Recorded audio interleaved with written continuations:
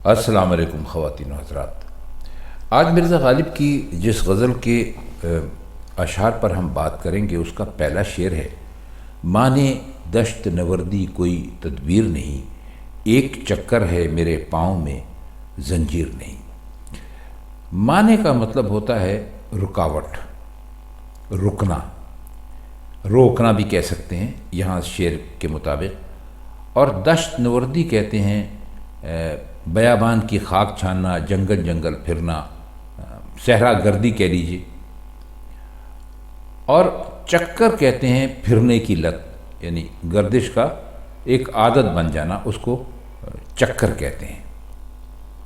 تو فرماتے ہیں کہ مجھے کوئی تدبیر صحرا اور بیابان کی خاک چھاننے سے روکنے والی نہیں، اور دیوانے کو زنجیریں اس لیے پہنائی جاتی ہیں کہ وہ ادھر ادھر نہ گھوم پھر سکے، یعنی یہ ایک طرح کی ایک تدبیر ہوتی ہے جو اسے صحراؤں میں گھومنے سے روک دیتی ہے۔ لیکن جس شخص کے پاؤں کی زنجیر خود ایک چکر بن جائے، اسے زنجیر یا ایسی کوئی دوسری تدبیر کیسے روک سکتی ہے؟ یعنی دوسرے معنوں میں تو اگر کسی کو گھومنے پھرنے سے روکنا مقصود ہو تو اس کو زنجیر دے دیتے ہیں، لیکن جہاں زنجیر جو ہے وہ خود ہی ایک چکر کا کام کرنے لگے تو اس کے لیے تو کیا کیا جائے، کچھ سمجھ میں نہیں آتا۔ تو آپ نے سنا ہوگا کہ جو شخص ہر وقت پھرتا رہتا ہے اس کے متعلق لوگ کہتے ہیں کہ بھائی فلاں کے پاؤں میں چکر ہے، یعنی جس شخص کے پاؤں میں زنجیر چکر بن جائے، یعنی گردش سے روکنے والی چیز خود گردش بن جائے، اسے کون روک سکتا ہے؟ اب اس شعر میں آپ نے دیکھا ہوگا کہ انہوں نے بہت ہی خوبصورتی کے ساتھ یہ بتایا ہے کہ اگر آپ کسی مصیبت سے بچنا چاہتے ہیں لیکن وہ مصیبت خود ایک اور مصیبت پیدا کرنے کا سبب ہو تو اسے قسمت کی خرابی ہی کہا جا سکتا ہے۔ شعر ہے کہ شوق اس دشت میں دوڑائے ہے مجھ کو کہ جہاں جادائے غیر از نگاہ دیدائے تصویر نہیں۔ دشت آپ کو بتا دیا تھا، جنگل کو کہتے ہیں، اور شوق سے مراد یہاں پر محبت ہے یا عشق ہے۔ جادہ کہتے ہیں پگڈنڈی کو، اور دیدہ کہتے ہیں آنکھ کو۔ تو اس شعر کا مطلب ہم کچھ ایسے لے سکتے ہیں کہ عشق مجھے اس صحرا میں دوڑا رہا ہے جہاں کوئی راستہ ہے تو صرف ایک اور وہ تصویر کی آنکھ کی نگاہ ہے، یعنی بالکل ہی دکھائی نہ دینے والی ہے۔ اب اس میں اساتذہ نے جو اس شعر کا مطلب کیا ہے وہ کچھ ایسے ہے کہ دشت وفا میں عشق کی جو تگ و دو ہوتی ہے اس کا انجام موت ہے، اور یہ ایک ایسا یعنی دھوکہ دینے والا سمندر ہے کہ اس کا کوئی ساحل نہیں ہے، اس کی کوئی پگڈنڈی نہیں ہے کہ بھائی انسان یہ سمجھ لے کہ بھئی یہ پگڈنڈی ہے، میں اس پہ چلوں گا اور محفوظ ہو کے نکل جاؤں گا، جو مسافر کی جان کو سلامت رکھے۔ اور اس میں صرف ایک راستہ ہے، یعنی وہ ہے نگاہ دیدہ تصویر، یعنی اس کا مطلب ہے یعنی کوئی راستہ نہیں ہے۔ تو اس سے شعر سے مراد صرف شعر کا مطلب صرف اتنا ہی آپ کا ہو سکتا ہے کہ میں ایک ایسے راستے میں پھنس گیا ہوں کہ جہاں پر ایک تصور اور ایک تصویر تو ہے ایک راستے کی، لیکن در حقیقت اس کا کوئی وجود نہیں ہے۔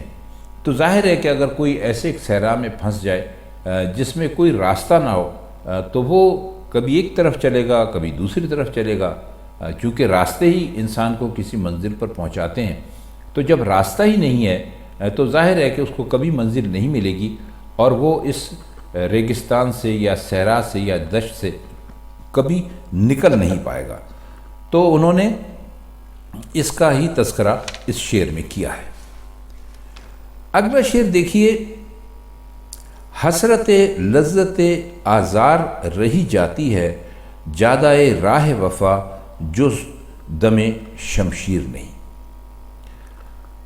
حسرت آپ جانتے ہیں ارمان کو کہتے ہیں، اور لذت آزار یعنی تکلیف ہونے کی کا مزہ یا تکلیف ہونے کی لذت سمجھ لیجیے۔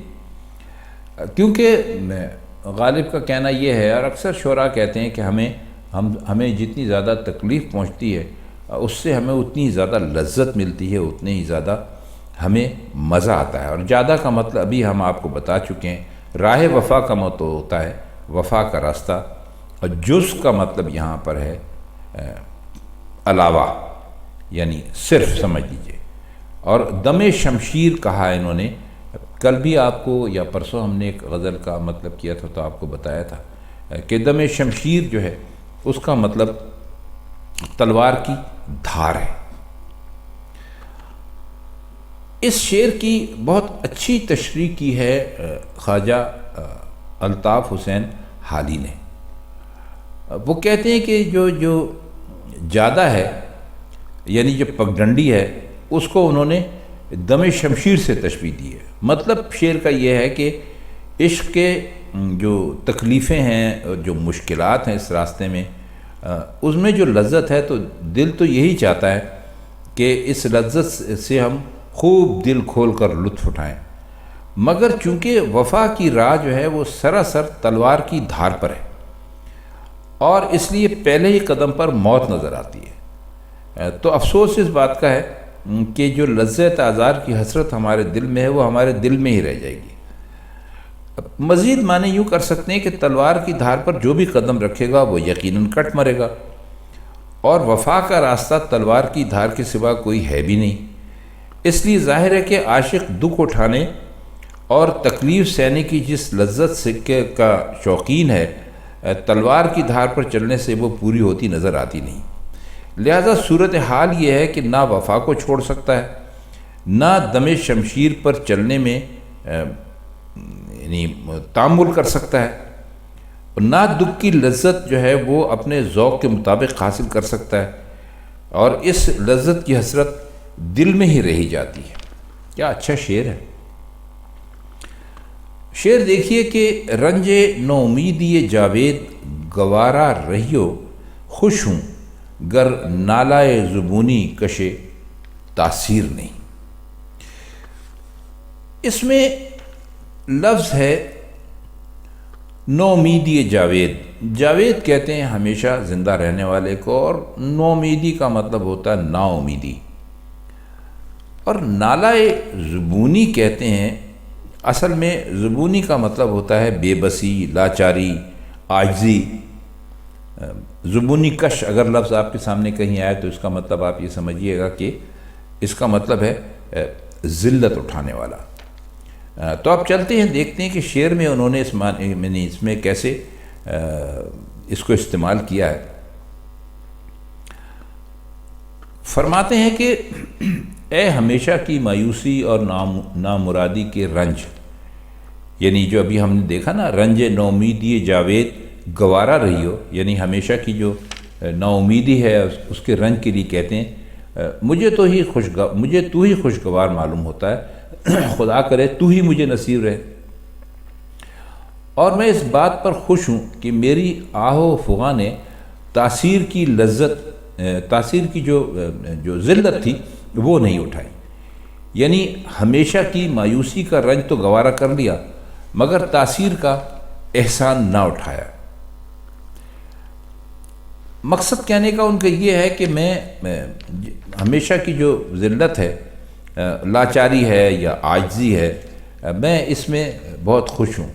گوارا رہیو کا مطلب یہ ہے کہ یعنی گواہ رہنا، کہ میں بہت خوش ہوں اس بات سے کہ میں نے ہمیشہ کی مایوسی کا رنج تو گوارا کر لیا ہے، مگر تاثیر جو ہے اس کا احسان میں نے نہیں اٹھایا ہے۔ شعر دیکھیے کہ سر کھجاتا ہے جہاں زخم سر اچھا ہو جائے، لذت سنگ با اندازہ تقریر نہیں۔ لذت سنگ کا مطلب ہے، ویسے تو اس کا مطلب آپ دیکھیں تو پتھر کی لذت ہے، لیکن یہاں لذت سنگ سے مراد جو آپ کو جب چوٹ لگتی ہے، پتھر جب لگتا ہے اس کی جو چوٹ لگتی ہے تو کہتے ہیں کہ وہ اس میں مجھے ایک بہت ہی لطف محسوس ہوتا ہے، بہت ہی اچھا لگتا ہے۔ تو کہتے ہیں کہ سر کا زخم اچھا ہو جاتا ہے تو سر کھجانے لگتا ہے، یعنی اسے پھر یہی آرزو ہوتی ہے کہ بھائی پتھر مارے جائیں اور وہ پھر اثر نو زخموں سے چور ہو جائے، اور پتھر کھانے میں ایسی لذت ہے کہ اسے لفظوں میں بیان نہیں کیا جا سکتا۔ تقریر کا لباس نہیں پہنایا جا سکتا۔ تقریر کا لباس پہننے کا مطلب ہے کہ جو بات چیت ہوتی ہے اس میں ہم اس کو لفظوں میں بیان نہیں کر سکتے۔ اب سر کھجاتا میں ایک خوبی کا پہلو یہ بھی دیکھیے کہ جب زخم اچھا ہو جاتا ہے اور کھرن بن جاتا ہے تو اس مقام پر زخم میں کھجلی شروع ہو جاتی ہے، اور اس کھجلی کو بعض لوگ سمجھتے ہیں کہ بھئی زخم اب بھر گیا ہے اس لیے یہ کھجلی ہو رہی ہے، تو وہ سر کھجاتا ہے کا جو انہوں نے استعمال کیا ہے یہاں پر وہ اسی کے لیے استعمال کیا ہے۔ شعر ہے کہ جب کرم رخصت بے باکی و گستاخی دے، کوئی تقصیر بجز خجلت تقصیر نہیں۔ خجلت کا مطلب ہوتا ہے، خجل ہونا آپ نے سنا ہوگا، اس کا مطلب ہوتا ہے شرمندہ ہونا، اور تقصیر کہتے ہیں قصور کو۔ تو فرماتے ہیں کہ جب محبوب کا لطف و کرم اور بے باکی اور گستاخی کی اجازت دے تو سمجھ لینا چاہیے کہ کوتاہی پر شرمندگی کے سوا اور کوئی کوتاہی نہیں۔ مطلب یہ کہ جب محبوب نے عذرائے مہربانی اجازت دے دی کہ تم جو کچھ کرنا چاہتے ہو کر لو، تو جو بھی اس اجازت سے فائدہ اٹھانے میں دیر کرے گا وہ گناہ گار ہوگا، کیونکہ اس نے محبوب کے کرم سے فائدہ نہیں اٹھایا۔ شعر میں اصل میں اس حقیقت پر زور دیا ہے کہ اصل شے محبوب کی رضا اور اس کی خواہش ہے، اور گناہ وہی ہے جو محبوب کی رضا کے خلاف ہے، یعنی اس کی مرضی کے خلاف۔ تو جن امور کو اس نے ازراہ لطف اور نوازش گناہوں سے خارج کر دیا تو ان کا نہ کرنا یقیناً گناہ سمجھا جائے گا۔ مطلب وہ یہ کہہ رہے ہیں کہ جن چیزوں سے روکا گیا ان سے تو آپ رکیں، لیکن جن چیزوں سے روکا نہیں گیا اگر آپ ان سے اپنی طرف سے رکنے کی کوشش کریں گے تو پھر آپ گناہ گار سمجھے جائیں گے۔ مختہ ہے کہ غالب اپنا یہ عقیدہ ہے کہ بقول ناسخ آپ بے بہرہ ہے جو معتقد میر نہیں۔ اب اس شعر میں آپ کو جو الفاظ کچھ تھوڑے سے مل رہے ہیں مشکل، اس میں عقیدہ کا مطلب یہ کہ بھئی ہم تو اس بات پہ یقین رکھتے ہیں، اور بقول ناسخ یعنی ناسخ جو تھے، جو شاعر تھے، اس اساتذہ میں شمار ہوتا ہے کہ وہ ان کے مطابق کہ بھئی جو میر کا معتقد نہیں ہے، میر غالب سے پہلے گزرے تھے، وہ بھی اساتذہ میں شمار ہوتے ہیں۔ معتقد کا مطلب ہوتا ہے اعتقاد رکھنے والا، لیکن یہاں پر جو ماننے کے معنوں میں آپ اس کو سمجھ لیجئے۔ تو فرماتے یہ ہیں کہ غالب ناسخ کے قول کے مطابق ہمارا بھی یہ عقیدہ ہے کہ جو شخص میر تقی میر سے کا معتقد نہیں ہے، یعنی عقیدہ نہیں رکھتا، عقیدت نہیں رکھتا، وہ دراصل شاعری سے خود بے بہرہ ہے، یعنی اس کو شاعری کا کچھ پتہ نہیں ہے۔ تو فرماتے یہ ہے کہ میر سے عقیدت ہر شاعر کے لیے یا ہر سخنور کے لیے لازم ہے، یعنی ایک طرح سے مرزا غالب نے اس شعر میں میر تقی میر کو خراج تحسین پیش کیا ہے۔ تو خواتین حضرات، یہ تھی آج کی مرزا غالب کی غزل، اور اب آپ کے لیے ہم مرزا غالب کی کوئی اور غزل لے کر انشاءاللہ اگلی محفل میں پھر حاضر ہوں گے۔ تب تک کے لیے ہم چاہتے ہیں آپ سے اجازت۔ اللہ حافظ۔